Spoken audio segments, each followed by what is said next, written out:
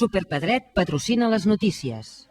I recordi, cada setmana, vals de descompte amb les seves seccions estrella.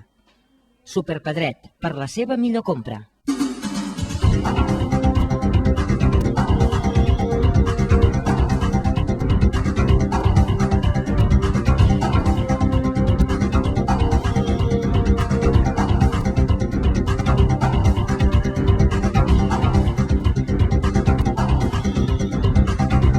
Ja fa 15 dies que el municipi de la Nou de Berguedà no té cobertura de telèfons mòbils. L'alcalde noutenc, Eleuterio Adelantado, ho ha denunciat als mitjans de comunicació fart de la situació que s'està vivint al poble. Adelantado ha lamentat els obstacles als que ha hagut de fer front per poder formular una queixa telefònica. Ahir va haver de passar 20 minuts al telèfon perquè la companyia li reconegués que hi havia una avaria i que no sabien quan es solucionaria. Aquestes han estat les seves declaracions. Crec que parlar amb telefònica és complicat, és complicadíssim perquè et donen el número d'avaria, és el 1004, i vull dir, jo amb cronòmetre en marxa he arribat a estar 20 minuts per poder arribar a parlar amb l'últim operador que m'ha pogut informar i prendre notes i dir-me el que està passant. Diuen que hi ha una avaria dels repetidors, que tenen de canviar un problema amb aquest repetidor concret de la 9 i que ens avisaran. Segons l'alcalde, el problema és que la Nou és un municipi petit, de tan sols 150 habitants, i això fa que Telefònica els desatengui. Crec que poder el problema de que no s'arregli el ràpid que s'hauria d'arreglar és aquest. Jo em faig una petita reflexió i dic, no sé, si a la Nou hi hagués 150.000 persones, tindria de fer aquesta queixa?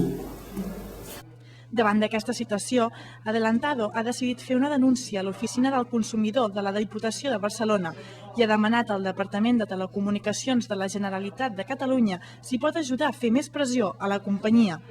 Des de fa uns anys, Telefònica té un repetidor de telefonia mòbil que dona servei al municipi.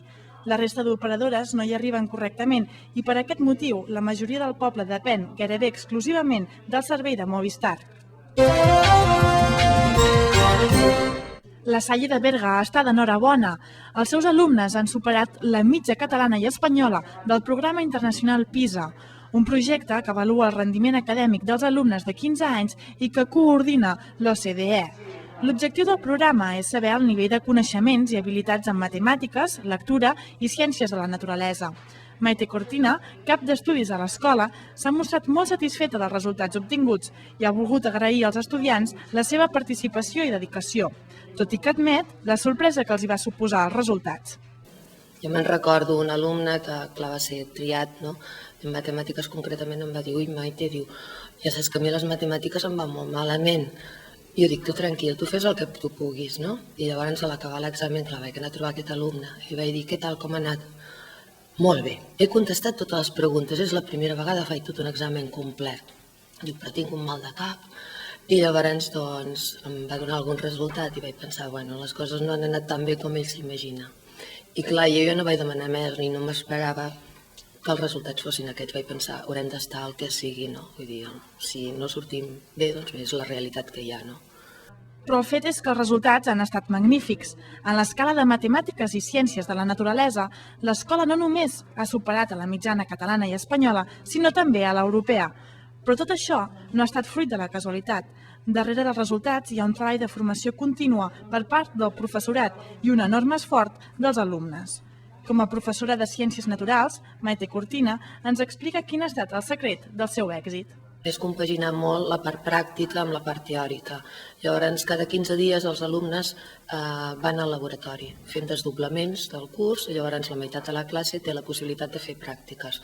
Llavors és una manera que els nois i les noies ho poden veure més bé el que s'està explicant a classe. Jo crec que la base és aquesta autonomia que tenen al laboratori per fer les seves activitats.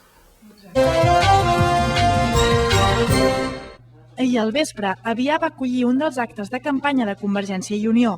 Pere Macias, senador per la Comunitat Autònoma de Catalunya, va assistir al casal de la gent gran del municipi per donar suport al seu partit i va voler aprofitar l'ocasió per denunciar la bipolaritat de l'actual campanya política.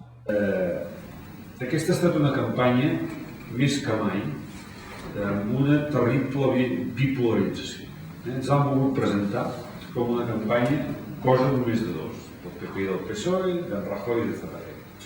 I ho han fet utilitzant eines que no havien utilitzat pràcticament mai.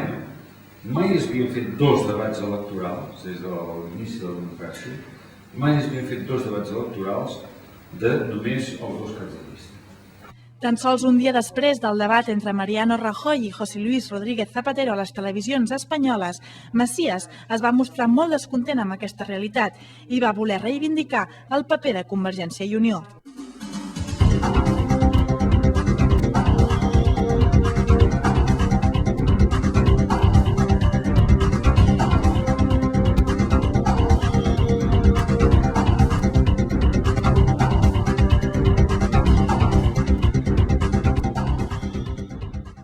Superpedret patrocina les notícies. I recordi, cada setmana vals de descompte amb les seves seccions estrella. Superpedret, per la seva millor compra.